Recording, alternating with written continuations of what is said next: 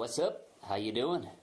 You're all very welcome to, what episode is this? Is this episode 15? It's for the 5th of July, 2017. By Jesus.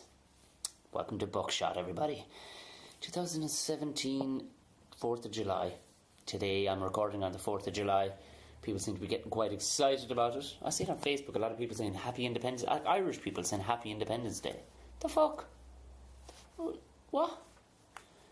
I don't really fully understand. I suppose people are getting quite American-y, aren't they? Kids talking with American accents. Even talking with an American guy last night, he was fucking surprised him how many kids he's met that just speak with American accents for some reason. I don't know what the reason is. It too much telly? Do they find their own accent too uncool? Although I'd say attitudes are kind of changing. I wonder what the cool accent will be. It won't be a Kiwi accent. Been watching some of the Lions coverage down in New Zealand over the last couple of weeks. Good God, that's some accent, isn't it? Fosh and chops. Fucking hell. Well, you're all very welcome. I've had a fun couple of days. If you have the first time listening, just why not subscribe? Be getting some fun. There's people in Dubai listen to this. Be surprised by that. Not that they don't have the right to. I'm pretty sure there's plenty of Westerners in Dubai and whatnot, but it's I don't know if I know. I think I do know one or two people in Dubai. Maybe those are the one or two people that are listening to it just a couple of times over. So yeah, subscribe on whatever platform you listen to. It's obviously on iTunes and SoundCloud and Stitcher and all the other ones. But yeah, subscribe to your one. It's just they tend to be the most reliable kind of ones because I've had a couple on my own phone before, and it's like, I'm pretty sure there was a new episode due out, like in next 2 weeks fucking late, the thing comes out. But yeah, I had a fun weekend of just non-stop. Good Christ. It was good between the gig, and I had this thing, this other kind of gig that I do down in Cork. It's with a kind of high-end car company where I do this presentation kind of thing for them, but it kind of requires your full attention for the entire time you're there, and I totally got my wires crossed. It was down in Cork, Saturday, Sunday. Totally forgot that I had a gig in Wicklow on Saturday night and a gig in Dublin on Sunday night. So the plan was to stay down, but that didn't pan out because I had to boot back up to, after Cork, finishing in Cork about 6 o'clock, boot straight to Ashford.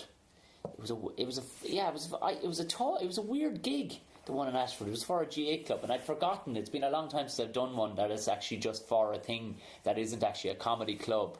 You know what I mean? So people are they're not really comedy prepared. You know what I mean? And it's in there. I did it for a mate who was organised the show, whatever. He asked me to come on and close it out, and I did. And people are kind of they're staring at you too intently, you know what I mean, rather than actually getting caught up in the moment, like, and going, yeah, we're at a comedy club. But once you kind of got them warmed up, then they realised, this is our role. And plus, it may sound trivial, but when the place doesn't have a lighting system of any sort, it was just as bright as a bright bar.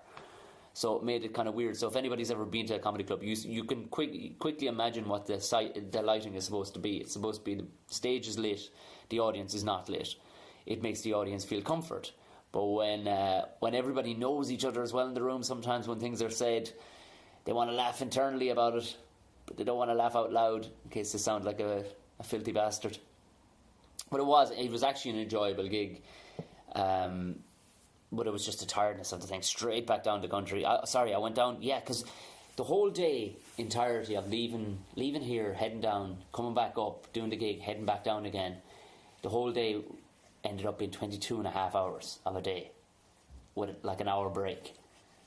So yeah, it was, and then I'd about 3.5 hours sleep, and then at it again, and then back up, did the gig, closed the show, was home, and got to bed for about 1 o'clock. So it was, all in all, it was about 44 hours with about 2 hours of break and about 3.5 hours of sleep. Oh Jesus. Yeah, it was a lot of coffee. I fucking spent a fortune on coffee when I think about it. I spent about 25 quid on coffee. But you have to. You got to get the good stuff when you want to stay up late. You just fucking have to. You have to. It was good though, because last night the Halfpenny then was fun, because it's always fun to try. Like Sunday night it's just good to try out new material in there on a Sunday night. Then last night I was hosting the Comedy Shed, which is a total revelation, because the Comedy Shed, it's on Parnell Street. It's an Australian, it's a wool shed. It's an Australian kind of themed bar. And normally it's backpackers and fun, foreigners and stuff. So, but I got in there last night and there was a full house, which was great. But it was mostly Irish people and it felt like it was a Saturday night. Everybody was boozing hard. They were buzzing from before I even stood on the stage. It was great. Really, really fun crowd. But it dawned on me too. I haven't had a drink in nearly 3 weeks. Do you know that? And why it dawned on me was there was one guy who was at one of the breaks and he was like, I want to buy you a beer. Buy you a beer. I'm like, nah, you're grand. So that's the thing. I drove to the show. I hate having one beer. I don't know if I've talked about this before, but I don't know what sort of human you can be to just have one and go, that's me done now. That's me done. Because if you have one, what's the point in having one beer? Do you know what I mean? I know they say a bird never flew in one wing and all that kind of stuff, but Jesus Christ, I can't. I don't know. And even the Sunday night, I was standing beside somebody and I considered it after the long journey and everything. I was like, maybe one beer wouldn't hurt. And I was in kind of early, so, it would have wore off by the time I finished on stage and stuff. But what freaked me out even more was this guy who ordered a drink beside me. It was a pint of beer and it was $6.60. $6.60. To hell with that. $6.60 for a pint. I mean, I knew, where you are, like, it was in Bar and stuff, like, and I know, I've seen, people put the receipt up going, this is a disgrace on social media and stuff, saying, like, $7.50 for a pint. And it was almost a mythical thing, because I'd never come across it before, where it was that kind of money. Especially when you live out the country here, too, like, it is not weird for your pint to be less than a fiver. Do you know what I mean? What's the markup? How does it change in 20 miles? How does the price change? I'm pretty sure, and it's even closer to probably where the beer is coming from, to be in the city. But there you have it. No, I haven't had, and the plan was actually I was going to have a couple of American buddies over tomorrow night. No, not tomorrow night, Thursday night, to have late celebratory barbecue for the 4th of July. I was going to do a big brisket, but I got booked in to do a gig down in Tipperary. The two good mates of mine, the two Johnnies. They're starting a comedy tour, I think, and they were asking what should they do to have a warm up and stuff like that. And I don't know if the lads are asking a roundabout way from, but because it's the lads' first time and stuff. But they have a big following on the internet, so hopefully they'll get a good crowd. I said, look, I don't know who I'd send. I don't know who I'd give you as a support. I'd send down to you. I don't know who I would. So I said, you know what? Let's just do a favour. I'll get them nicely warmed up for you. It'd be just, it's nice to be nice. Like Karl, who's on. In a minute you'll hear him. He opened for me in Limerick. And I mean, he would be a peer of mine. He's been doing this like 20 years or whatever. But he just thought it'd be just a cool thing. Why does it have to be a lesser known act? Why not have a big name open you up? Ooh-wee. Jesus, I'm a child. So yeah, that's Thursday night. So that's off. So planning on a couple of beers there. That's not going to happen. But this is the first weekend off from comedy and all sorts of actual work. So we're going to a wedding in Cork, which should prove to be an interesting one. I'll fill you all in next week. But I'm definitely drinking at that. The tricky thing was, it was outside Cork in big enough town, but tried to get accommodation. Jesus. In the whole town. Like, there's nothing special going on that weekend. Like, this is just one wedding. Could not get accommodation. And ourselves found Airbnb. Mother of Jesus, everybody's on Airbnb. It's the way to go. There's a gang of us now. We have a house. I think it's working out about 35, 40 quid a head. And the lady that owns the house was like, yeah, I know where the wedding is. Sure, I'll fucking drive you up to it. You can just leave your cars here. It's like, what? This is amazing service that you'd never get in a hotel. And to be fair, most hotels' breakfasts are pretty shit. So you may as well just go to a place where you cook your own breakfast in the morning. I mean, it's what we do every other morning. It's nothing special. I mean, most hotels you got to queue up for your breakfast anyway, like a total urchin, like, and sit there with all these other animals. Like, this is a much more polite thing to do. Is actually just make your own brekkie and just sit and have it in quietness, not have some screaming kid in a inverted commas family friendly. Christ, I must go into that someday. Do you know what? I'll go into it with some guest, so you get to hear about it. Or maybe I did. I don't know if I have, because I was telling somebody about it recently. We got to. Oh yeah, sorry. It was about what I was talking about was the family friendly hotel we stayed in out in Sligo a year or two back. Oh Jesus Christ! But yeah, anyway, to get to the bottom of it, from last week's one, PJ, he nobody had stolen my joke. Anybody listened to last week's one with PJ? He was sure somebody had stolen a joke that I tell. What's that genuine story? They were telling it as their own story. He was convinced that somebody was telling the story about the time I did a gig at a venue and two guys had shotguns in the front, up the front. Convinced, and he was like, he was messaging me later on, going, I tell you one thing, when it comes back to me, I'm going to grass the bastards up. Thankfully, the lads from the What's the Crack podcast, Danny and Graham, listened to last week's episode pretty much that day. Listened in and went and tweeted online going, PJ, you were locked drunk when we told you that story about Tom. He forgot the whole bit of who told him and that it was actually about me. He just was left with this great story. I'm saying it's a great story, of course, but he was just left with this story. So, situation averted. I was kind of raging though. I kind of wanted somebody to have stolen my joke so I could confront him about it, but that's just the scumbag in me, like just looking for a scrap. So yeah, listen, who needs to talk anymore? I'm not getting into the sporty stuff and all the rest of it. I will be drinking this weekend, so yeah, I should be drunk in about 2 beers, I would imagine. So upcoming dates, yeah, gigging, like I said, this weekend again. Gigging Friday night, actually, up the north, in Bogans of Omagh, and if you live anywhere near that area, get over to it, because it's Conor Keys runs it, and it's a belter of a room. Omagh is a great town anyway. Chrissy Bowes used to have dailies, which I think went into receivership or something, which was a crying shame because it was an amazing club. But it's just down the street, this place, Bogans, and I'm closing the show there. I hate saying headlining. It's but fuck it, yeah, I suppose I am headlining, yeah. So I'm closing the headlining there on Friday night. So, as I said, like I know I said I had the weekend off, but I have Friday night to do, and then it's straight home and then straight to Cork the following morning.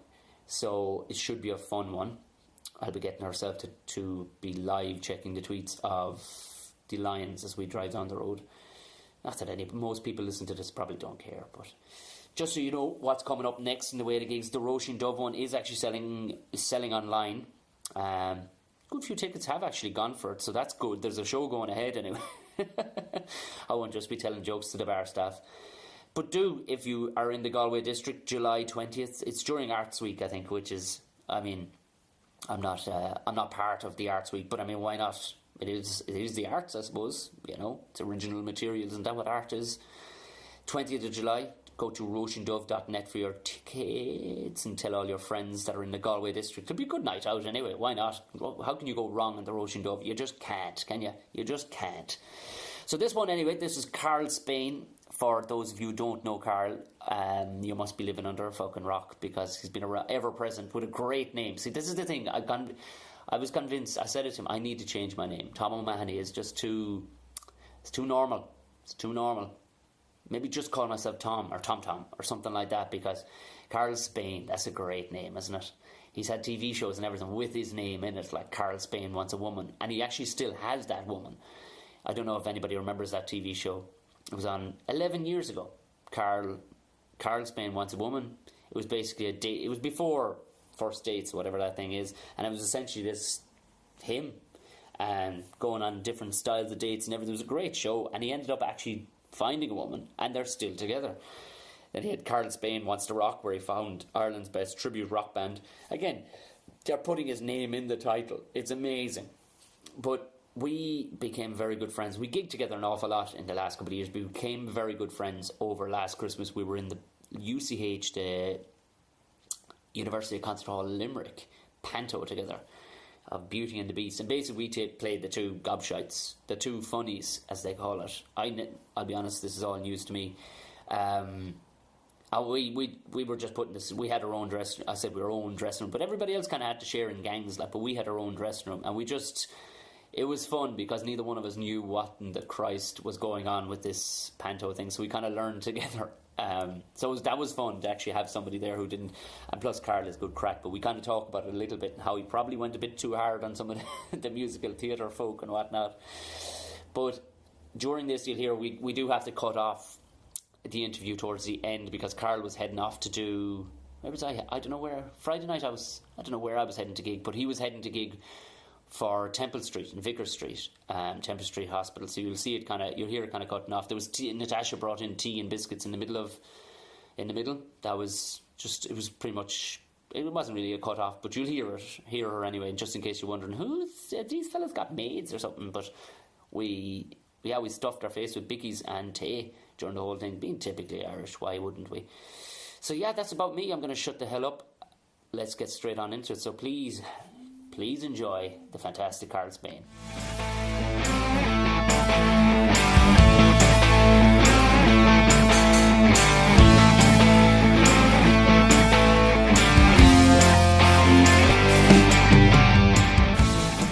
You know what I mean? I would fart. Well, the fact that we don't commute in the morning is a big advantage totally. where we live. Yeah, because in case anybody who just joined us at the conversation about where we live, I talk about me living out the country. You live fucking another province. I live in Limerick, yeah. But that's the thing. I remember realising that as a comedian, that it doesn't matter where you live. Fred lives in Galway, sure. Yeah. It doesn't make a blind bit of fucking difference. It doesn't matter where you live. I mean, it just involves more travel at different times. I do find myself...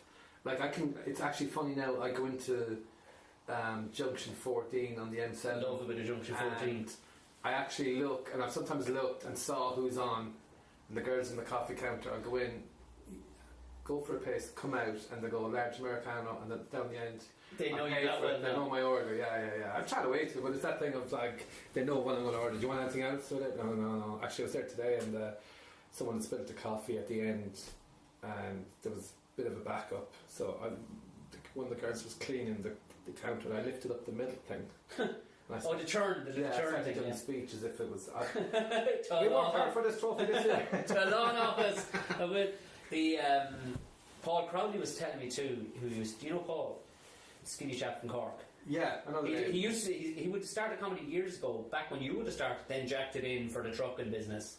Does not look like a trucker. Clean looking waistcoat wearing. Nice. I wouldn't make any preconceived notions about what a trucker should look like. Yeah, you would. You do for everything, Carl. You're the most on PC. But he was saying, like in that place, Junction 14, it has become basically the mecca for truckers. If you're not in there by 7 o'clock that evening, because fellas would come up from say Kerry or come off yeah, and they'd stay there and then truck on to. Oh, you'd see the trucks. It's funny that because the staff has changed in my time going in there, because I used to go in there the whole time. It's one of the things of being on the road a lot is you have your regular spots. Yeah. But one of the girls was telling me one day that one of the truckers propositioned her, like, going, "Oh, what time you finish tonight?" And she goes, 9 o'clock. Says, "Oh, I'll be over there if you want to come join me." Like, she's like, "What?" You'd imagine. See, this is the thing. It does go like the one trucker I knew very, very well. He was addicted to brothels. He knew every fucking brothel in the country to the point, and he knew him so well that just like you and your coffee, they would send out an African girl to the truck to him. He didn't even have to go in. He just sent a text. It was like me with my coffee. Yeah, I could get it at home, but I'm paying for it. That's where the similarity with my coffee. He liked his women like you liked your coffee. Yeah. And picked overseas. I do like Junction 14. There's a new one at Junction 3, which you wouldn't go down because that's down Cork Road, and it's at Manorstone or something, and it's the very same thing again, but the level of customer service isn't there at all. No, they're not happy to see it because whoever owns the one outside Galway as well, the Dublin to Galway road. Yeah, I would have been in the mall at some stage. It's the same one as in Tipperary and the Obama Plaza. Yeah. The happiness of the staff in both in the Galway one. Jesus Christ. Oh, I'd stop at Obama as well. Like the code in our house is, says, "Oh, where are you?" I says, "I'm just going to stop for a bop at Barack Obama Plaza." Make it sound like it's more fun. Because people were saying, everything's actually a bit more expensive there? Because I've only ever been there at the through the window hatch time. It's coffees for me. I would stop for the odd something else, but not. It's coffees. But I was laughing at the last time what I was meaning to say was that one that's it'll be around the Port Ardington area. That one, the new one that's on the M8, and they have 8 Tesla charging points. I mean, there's hardly 8 Teslas in the fucking country, let alone. We have to put the facilities in first. Well, that was the one thing, but that was my gripe with the actual services on the motorways. Is that when the motorways opened first, where the fuck were they?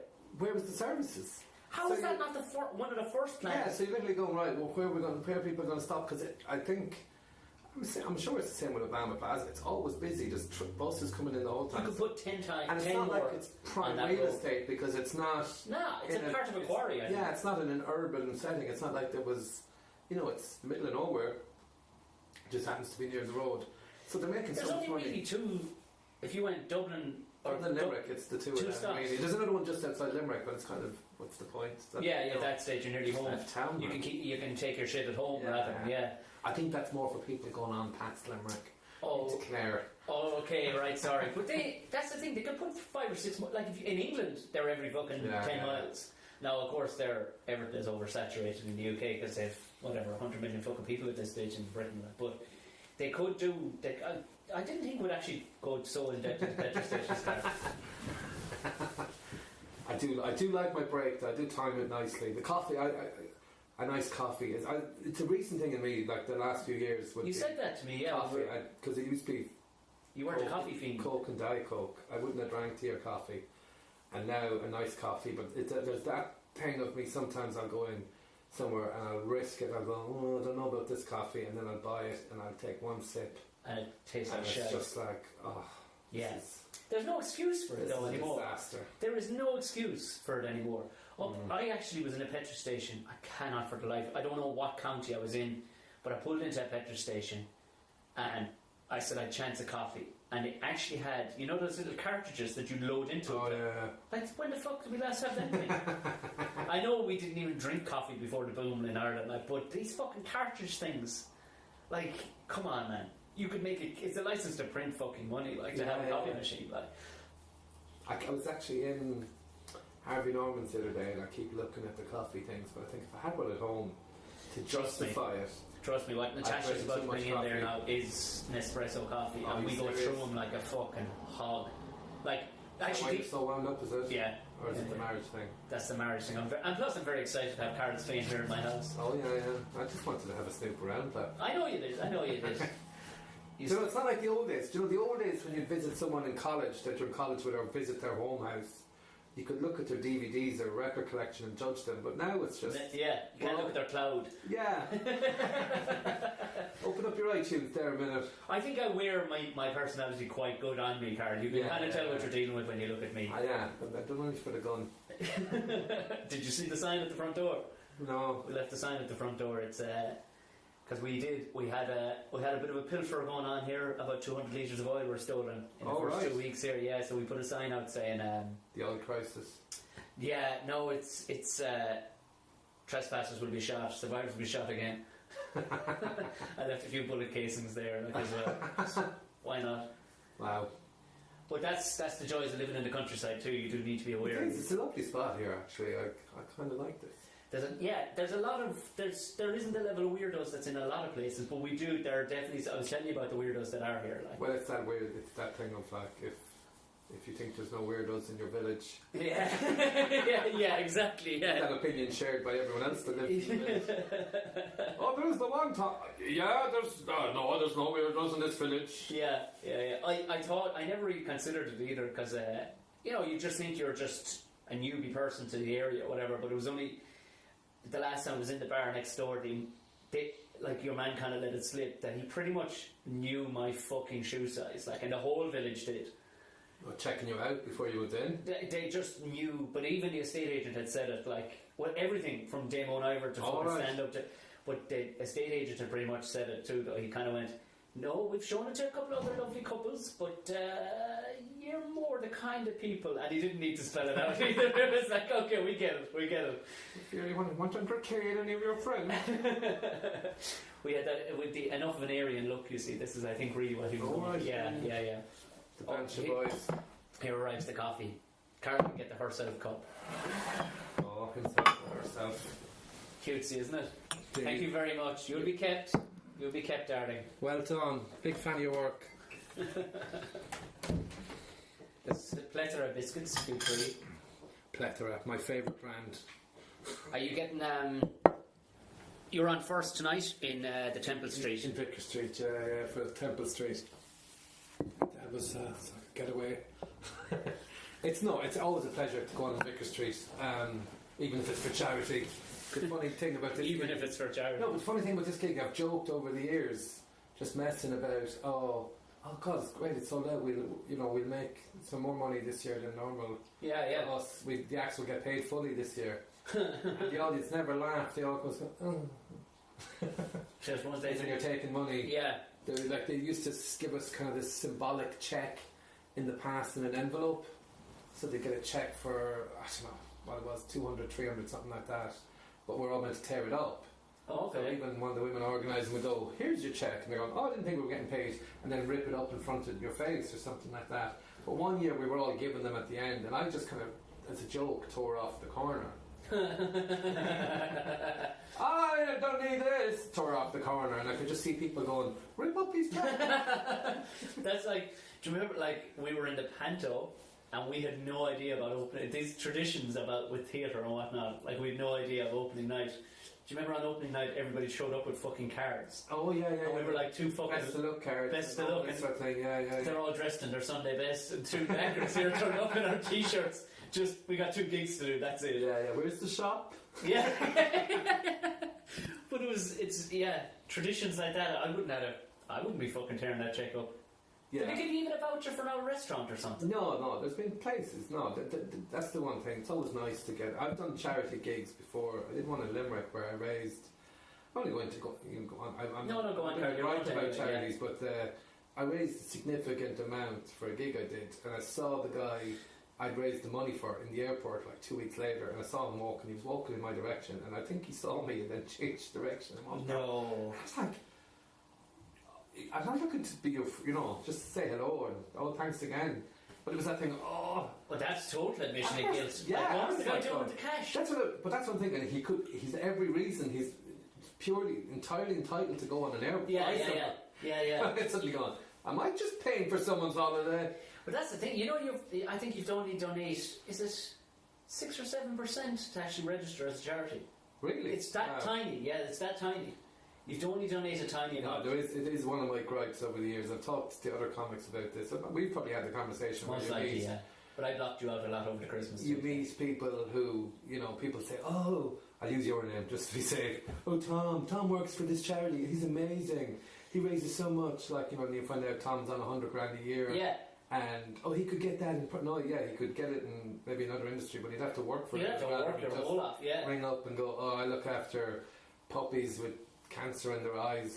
There was a chap, orphans. and he 3 or 4 times he aggressively fucking approached me with emails because I did one gig for them where I hosted this night in Dublin, and like it was, I found out that again he was on about 140,000 a year through this, but like the level of aggression, it was telemarketing is what he was fucking doing. Right. You know what I mean? That trying to guilt me into these things, and then he tried to give me the whole shit that it was going to be great for exposure. I'm like, no, you're fine. Yeah. You could die of exposure. Not going to fall for that one. Yeah, fuck off. Yeah, I asked to open a shop once. It'd be good for your. It was a County Limerick or County Cork somewhere. Oh, it'd be good for the local paper. Be there. It'd be good for your profile in this town. But you've gotten some sweet ass stuff though. In fairness, down through the years, like Don't talk about that. what's the? I got my girlfriend from television. Oh yeah.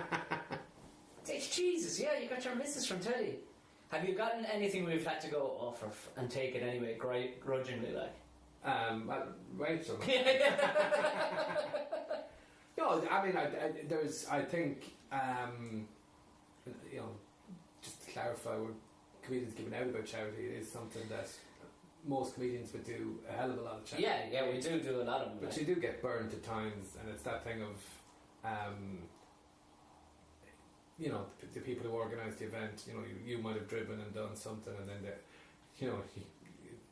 it's a nice word of thanks is all you're asking for sometimes, like, which I'll get tonight in Vicar Street. That's the reason you go back, and I've done it for 10, 15 years, whatever, we all do it. They gave me an engraved pen for doing that school gig last weekend. Who books that?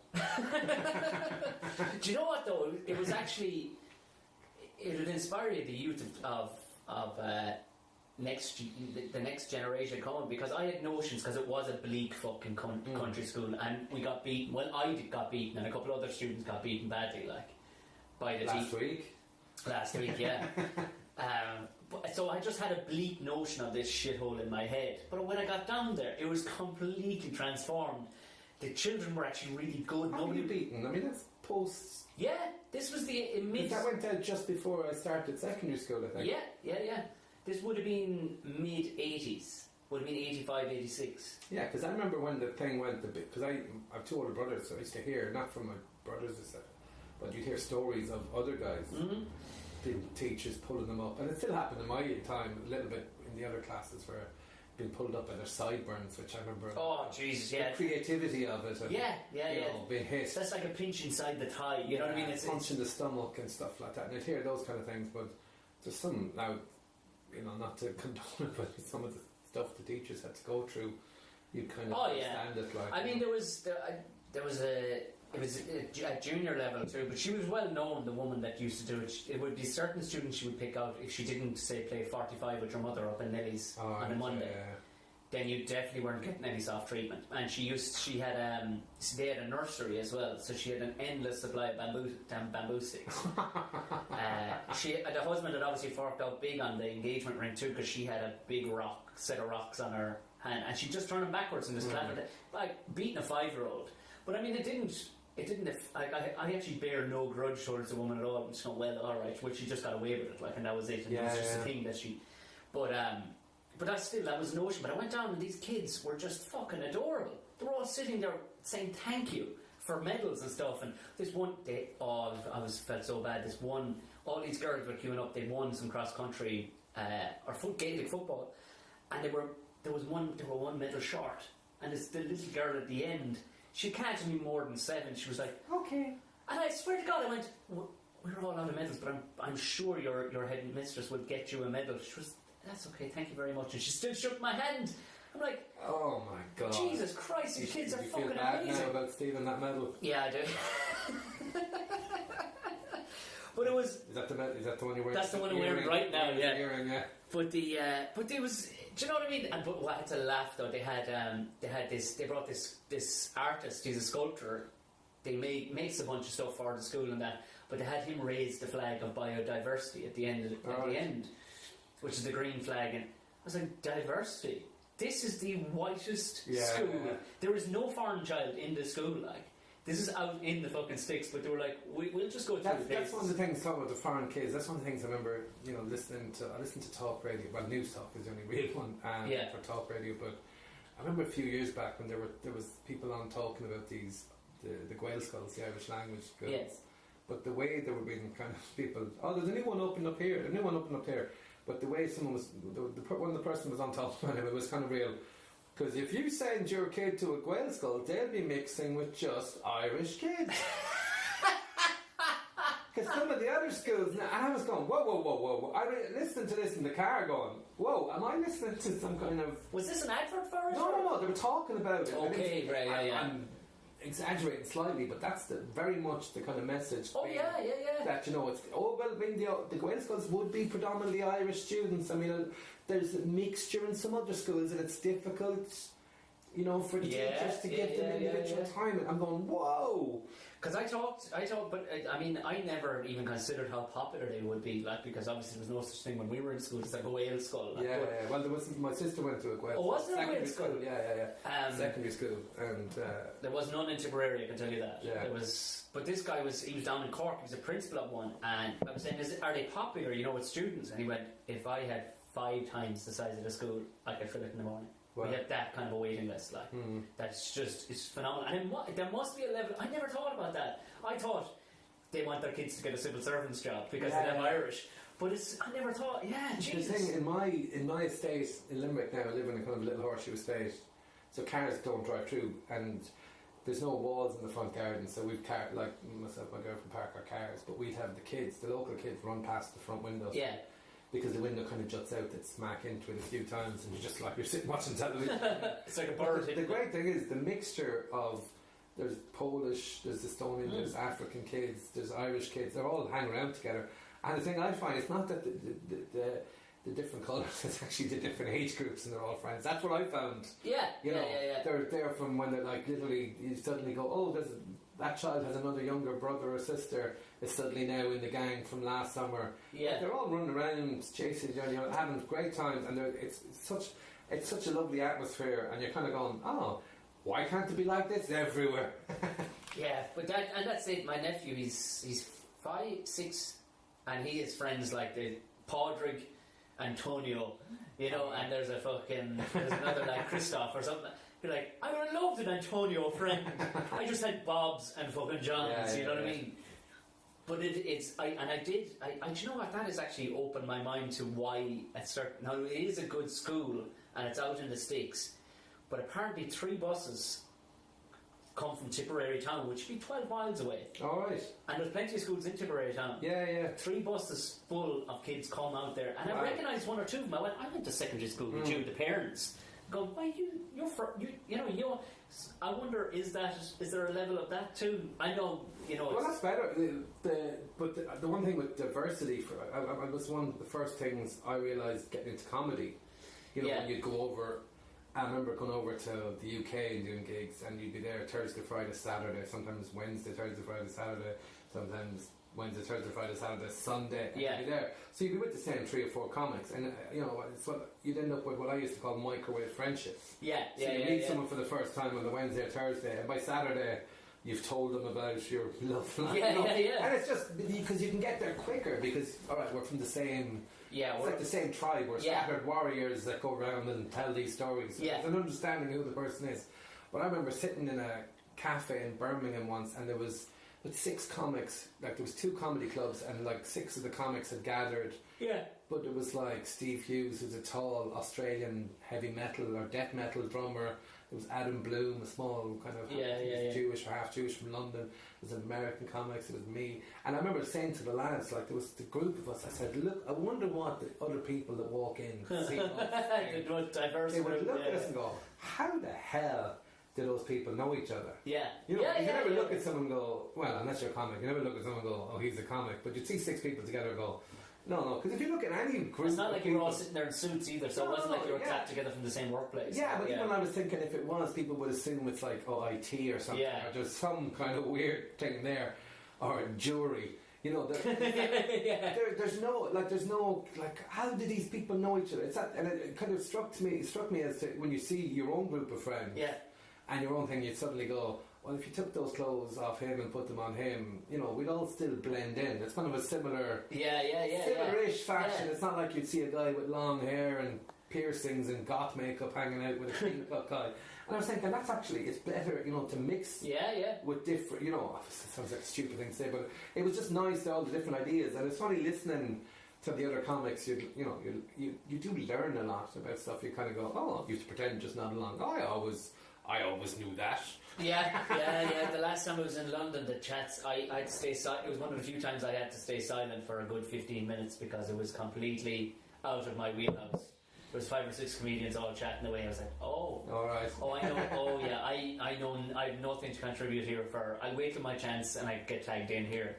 It's funny. I've rarely had that thought that I should shut up. I'll have it now. But I remember I did a radio thing with John Cooper Clarke, the poet. Yes, Punk poet, or if you don't know him, it's well worth googling and checking him out on YouTube or whatever. But I remember having the conscious thought, we're doing a radio interview up in Galway for the Galway Comedy Festival, and I remember just the voice in my head going, "Shut up, Karl, and listen, you're going to learn stuff and get stories here." And it was just that thing of, you don't need to talk now, listen to this man. And it was phenomenal, man. So I have to catch myself all the time to shut the fuck up, like, because just loud mouths. And I don't know if that's a comedian thing, or because I'm sure there are comedians who are quiet and good at fucking listening, but definitely for me and you, we do talk. Oh yeah, but I'd be like that in the dressing room, so I'd be like that around other comics. I would see that around similar people, whereas I can be out with friends in Limerick, people nothing to do with comedy, and I've often found myself, if there's an odd number, sometimes people pair off and be chatting, and I find I'm the one. I find it hard to get into the one-on-one, so I'd be sitting there and there's a couple, not just 2 people here talking, 2 people there talking, 2 people there talking, and I'm like, I suppose when I talk, I almost force out. I definitely found that. All right. But comics around each other, there's almost it's a shorthand for conversations, which I used to strive for when I worked my first job, as you know, in Burgerland in Limerick. I was an awful man for just cutting through bullshit of a conversation. Yeah. So someone would go, "Were you out last night?" Or "What you do last night?" And I wouldn't go, "I went out." They go, "Where did you go?" I went here. Who were you with? I would answer all the subsequent questions in the one sentence after that. Yeah. They'd say, "What you do last night?" "I went out. I was with blah blah blah. We didn't go on to a club. We just did that." So it's just small talk. Yeah. I'll give the information really quickly, and they'd always go, "I didn't ask you that." I go, "Well, you probably you were going would."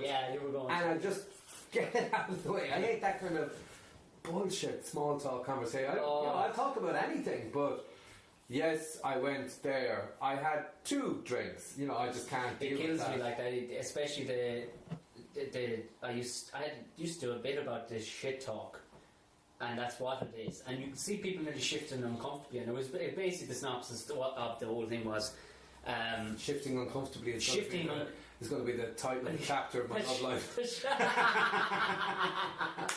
My autobiography. Chapter 4, shifting uncomfortably. But saying things like, "Gosh, that's more of it now," and it was just non-talk. Yeah. Non-talk. What are you doing? Yeah. After I just saying that I know how to shut up, but I definitely don't. I don't think I waste too much anyway. Like, you know me. No, I don't. No, I don't. No. How is Limerick? Limerick is one impressive city. It's a bit of a boost at the moment. I'm so impressed by Limerick. I think it's just it's a shining light. I was there for. Did I mention I was supporting Tom Green around the country? If I didn't, anyway, I was. But the following morning, they were taking forever to get the fuck out of the hotel. Oh, so right, I said I'm going to have some brekkie. So what hotel were you in? City Hotel? Oh, it used to be Jory's. Yeah, City Hotel. City Hotel. McGettigan's. You went to McGettigan's for breakfast, did you? No, they weren't open. What? They weren't open. Because I thought I'd catch the rugby match as well, because the first Lions game was on, but I didn't. Don't tell me how it went on taping it. Yeah, good. But no, I went up onto the same street that Jerry Flannery's bar is on. Oh, right, yeah. It's not Captain Street, is it? Well, yeah, it is. Yeah, okay. Fair play to me. But it was, my parents happened to be in Limerick that morning, just texting. Did I remember you were saying you were coming in? And we're like, oh yeah, because they're shopping for a new kitchen. But I just kind of walked down to meet them at a restaurant. I was just looking around going, this is utopia of an Irish city. For me, it's in straight lines. There's gorgeous restaurants. Oh, and the grid system is fairly unique. I love the grid system. Yeah. I love it. As an engineering student who studied in Limerick, I fucking love the fact that it's in straight lines. Yeah, there's a few unique things like that. I love it. I remember when I first went to Cork, I found it so bizarre that the main street has like 3 fucking chicanes. Yeah, like what the hell is this? Yeah. That's not the way a main street's meant to be. No. And I piss Cork people off all the time by pointing things out like that you just laid tarmac behind a fucking Limerick's had a bit cow. of a boost. Like I think there was good. They went for the 2020 culture thing. They didn't get it. But to even have the wherewithal to go for it must have meant that they were. There's some good projects going on in Limerick, and it was funny. There was a thing I saw on Facebook where Julian Goff, who was quite an arty, he was the lead singer of the band Toasted Heretic. Yeah. He made some comment recently about Limerick's been saying great things happening and a great buzz in Limerick. I had so much fun at the gig even the night before. They had arrived in the form for comedy. Yeah. Do you know that kind of way? No. There is not, because I remember doing gigs in Limerick before, and sometimes you almost. Now they were to students too, and fuck students in some ways, because I know, you know what I mean. There's a level of, you don't get that this isn't right. I'm not on your wavelength. Okay, so. Because they were looking at me like I was telling the truth. Yeah. Do you know? You never want to look at a comedian like they're telling. Well, especially when they're on stage, anyway. But they were looking like they should be taking notes. Do you know what I mean? At a lecture. So that kind of lasted. I did 2 or 3 student gigs, and then I hadn't been back there in about a year or 2, and then did Dolan's. That was nice, and then did Dolan's again. The last, it was fucking electric. Yeah, no, it's a great venue. It's funny that thing about people taking your face value. Like, I did a joke recently in the middle of a gig. Kind of an ad-lib thing, just talking about jobs and saying, like, how we all lie in a job interview, So everyone lies and you exaggerate in the job interview. Yeah, yeah. It was only like a year in I realised I'm probably not cut out to be a gynaecologist. And people go, oh, what's obviously fucking going, yeah. You know, it's not the greatest joke ever. I think it was a nice I suppose the thing is, like, I'm priming myself for the way you're saying it. You didn't even have to tell me it was a joke clearly, but I knew the way you were like, so we all lie, what's coming, what's coming. It's a gag, you know, and that's the thing. Like, I was like that in, I'm a terrible audience member for comedians, because I'll hear someone start telling a joke, or in a pub if a guy comes up and goes, here's one for you. Like, I've had that where people wouldn't introduce themselves. Yeah, yeah. Just go, here's a joke for you, and start telling the joke. And because of the setups in the story, that you suddenly realise, oh, does it turn out they were all nuns or whatever? Do you know what I mean? And you go, how do you know my joke? Because it's not your joke. Yeah. It's an oldest joke in the world. But I find that weird. You know, people forcing their jokes on you. That happens to me all the time. I've just forced a few on you. It's outside well, you do it all the time anyway. But outside the international, for some fucking reason, whatever's in the beer there, they come out the door, shake your hand, and go, "I have one for you. I have one for," and you're like, "Oh, great!" Yeah. You're holding up everybody too behind you, like. I do like that notion of that. To go, all right, hold on, I'll write it down, and for my next gig, I will add it to my every expanding you know what? I should bring canon of jokes. I should bring the recorder and go, whoa, 1 second, and really ham it up to the last. But that night in Limerick, there was just a fucking buzz about. We were even late to the fucking gig because of the traffic of the bank holiday weekend and all the rest of it. But didn't prepare properly. This is it. There was you're going to have to head off, aren't you? No, you're right. But we don't want you late for. Fuck, it's only a charity gig. Bren Berry getting fucking angry at me. It's only a charity gig. You just need a good lie for when I get there. Just tell him you fucking barbecue with Tom. How well your missus knew that barbecue was going to be on the menu? Oh, I'm telling you. She's fucking, she's. Can't put anything past her, like, she's, you know. I have tried. Clearly she's stalking me on Facebook, so. Yeah, she has social media fully earmarked, everything. Does she? Everything marked out, been flagged on any mention. She's never liked anything I've ever put up. No, that would give away the fact that. Okay, yeah, that makes a valid fucking point. All right. How did you find? What was your overall take of our month in the Panto? I loved it. I genuinely loved it. I mean, I probably said this to you many times. I found, as I'm 17 years doing this now, so anything that would become something different. Yeah. You know, that's similar enough that I feel I can do it. But I found it great. I think we were very lucky with the group of people.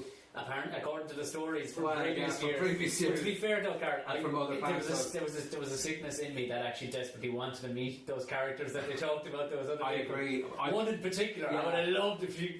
we would have come away with a new 20 minutes each. I don't find, as I'm now 45, I don't find anyone intimidating. Yeah. Certainly not in that environment. Someone being, whatever you want to call them, a prick or bitch, whatever, I just go, like, without putting myself in physical danger, I wouldn't take it. But what are the consequences? This is the thing. I couldn't wrap my head around when they were telling us those stories, like that such and such was doing this, that, and the other, and we all had to just stand back on stage and listen to it. Yeah. And I was going, who the fuck's not pulling her up? And I got no answer. Yeah. I got no answer. They were like, well.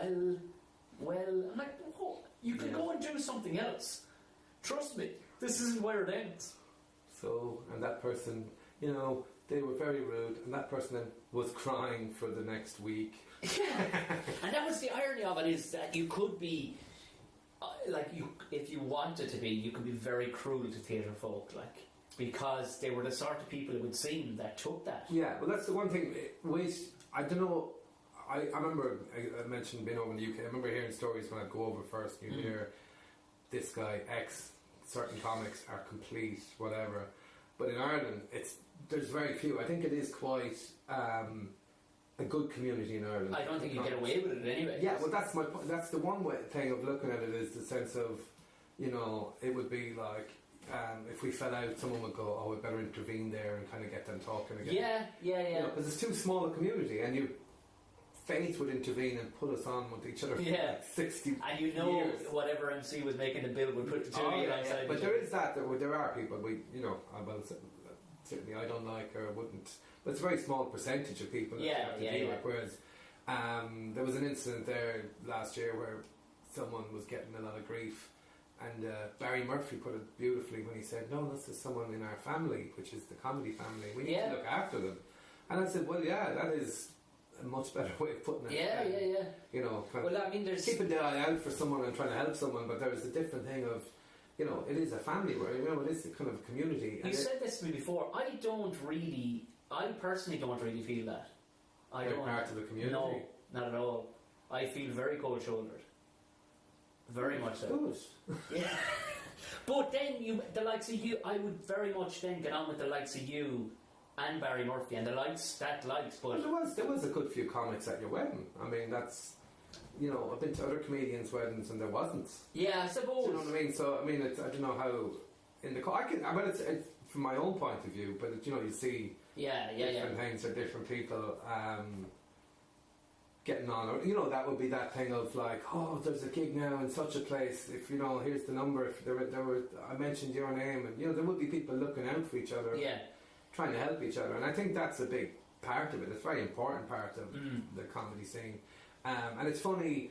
The other thing as well is that I remember when I kind of got to the stage, maybe 4 or 5 years in, where I kind of knew everybody, be it like famous people or people just starting out. And I remember sitting at some festival, it might have been Kilkenny, I can't remember where it was, but there was a room of comics and I was just looking around and I was like seeing Ardal O'Hanlon chatting to someone who was very new. And then you see someone else and people are talking and you're just going, yeah, we're all equal. And it sounds so wanky, but it was the truth. It was like literally there's no bullshit around. It was just, now it was a good group of people, but it's nice that thing of, that there was this thing of, there's no hierarchy. It's like the mafia in the sense of like you could walk in with someone and go, does everybody know Tom? He's a friend of ours. Right, yeah.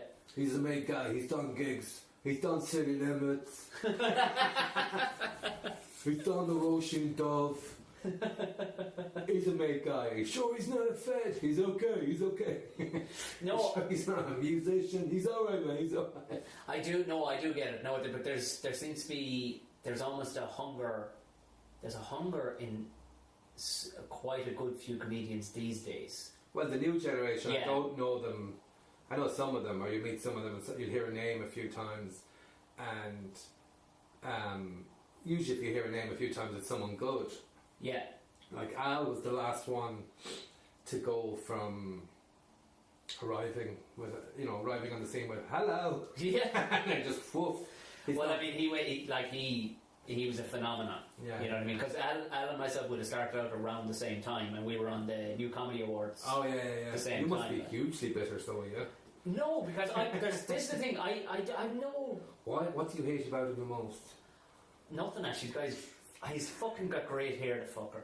It's great hair. No, I don't. I'm not. Nothing. Because Al has never done anything to me whatsoever, ever. Probably tried. I'm the one fucker he hasn't. Come near. Two of us. Has he never gone near you? No, you're a good palace, like. Yeah, he would have joked about it, but I think I would have. Yeah, you take. I give off far too heterosexual. But I remember when Al started flying and people were getting jealous, and I was laughing to myself, going, "Why are you getting jealous? It's not." But he's not doing what you can do. There's no. There's no. But you know what I mean? He's got his own thing. There's no. He's not competing with anyone. That's the one thing when someone takes off in that level. I mean, he would. You know, like he's unique in that way. That like from. A few short years ago, like you said, the RT Comedy Awards, which he didn't win. Yeah, neither of us did. Yeah, but you look at the, to go to live at the Apollo from the whole batch of people who were on that show. Yeah. And some are well established now and making good careers, but Al just went, phew.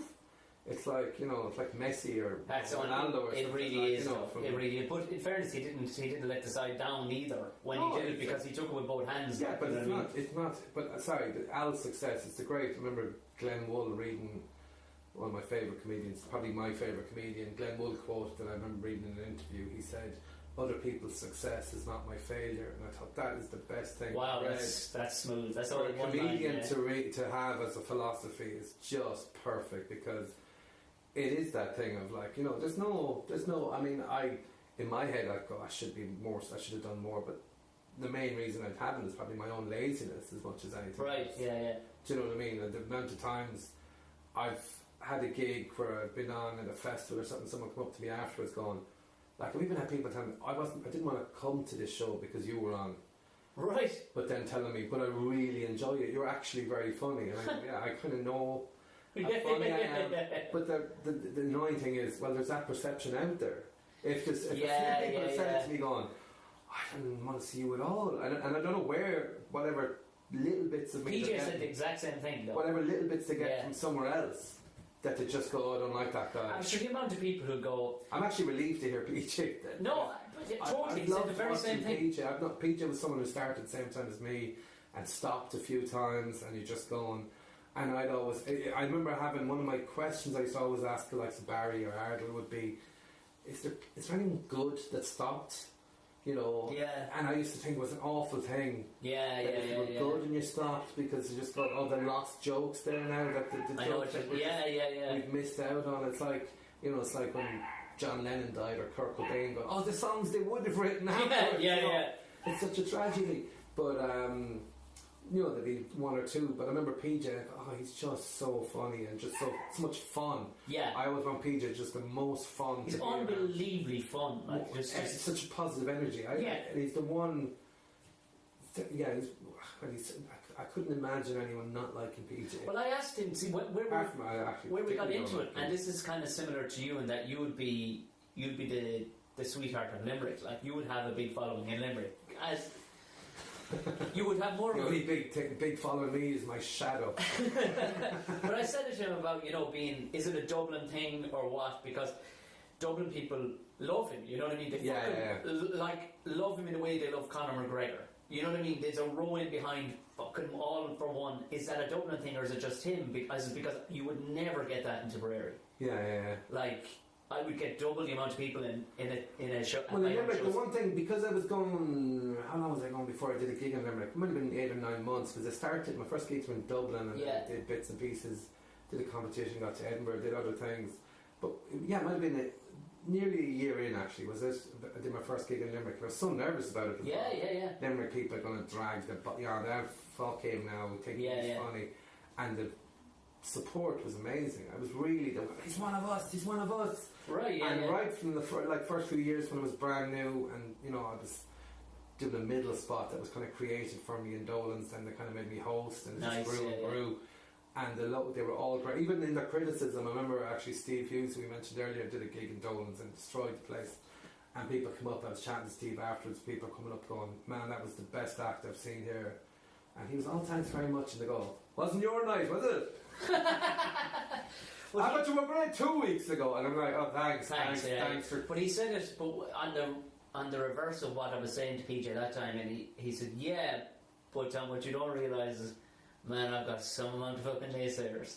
Oh, really? So, yeah, he goes, and he said, it's 50-50, because trust me. And I couldn't wrap my head around it, because I said, but you're such a likeable fucker, but then it's all... But they don't know him, we know him. Sure, look, come here, when you get people going, do you know who I don't like now? Tommy Tiernan. He's no good at all. You're going, yeah, Tommy's no good. My favourite one of those was, there was a few other names, but to go particularly Tommy Tiernan. And I was kind of my standard thing. Yeah. You know, if you go, oh, you don't like this person or that person, I'm going through the popular names. But I'd say, oh, if you've seen him live. But it says, oh, Tommy Tiernan, if you've seen him live, you might have a different view. He says, I have. I says, well, you know, it might have been a bad gig. No, I saw him 6 times. And I remember going, why did you go back 5 times?